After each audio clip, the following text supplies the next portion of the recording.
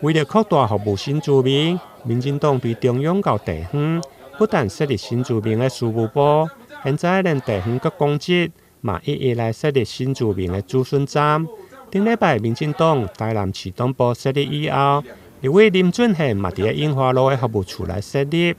包括民进党中央事务部的主任罗美玲立委、市党部主委郭国文，以及10多位的民进党籍议员，拢到场共同来揭牌，场面热烈。揭牌哦，辛苦了。非常感谢大家。原先我们这个规划是中央党部是希望说全国各地的这个地方党部来设立新住民站，可是我没有想到我的立院同仁非常的反应非常的热烈，大家都来呼应，就是说希望为新住民这个服务跟议题呢尽多一点的这个心力哦，所以之后。我们希望说新住民朋友可以把林俊宪委员的这个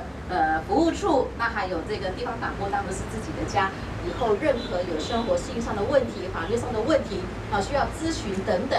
有任何困难呢，都可以找林俊宪委员。新住民呢不是弱势者那他不但不是弱势者呢，而且他会成为台湾的新力量。为什么？因为来自于他们母国在这边定居之后，逐渐的成长茁壮之后，他会把台湾的好回去他原来的出生国，让他们知道。而新住民的部分也不只是东南亚，包括东北亚，或者呢来自于其他的国家，全世界的，而至于来自于其他的国家，都可以称为是台湾的新住民。我们的主委郭国文，他也在我们党部成立了新住民部，这完全是赖清德总统、赖清德主席。他的一项民进党的一项重要的新的一个政策，包括未来在行政部分，政府也会大力的开始我们要来关心支持新住民，因为新来后到，我们都在台湾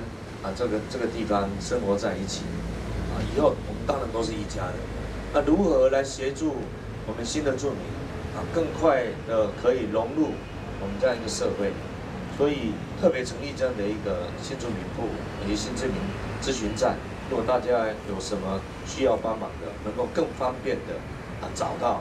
可以咨询甚至提供援助的地方。除了民进党对中央到地方各公职的参与，另外现场嘛来了几啊位的新住民，有台南市党部新住民部的主任苏宏先等。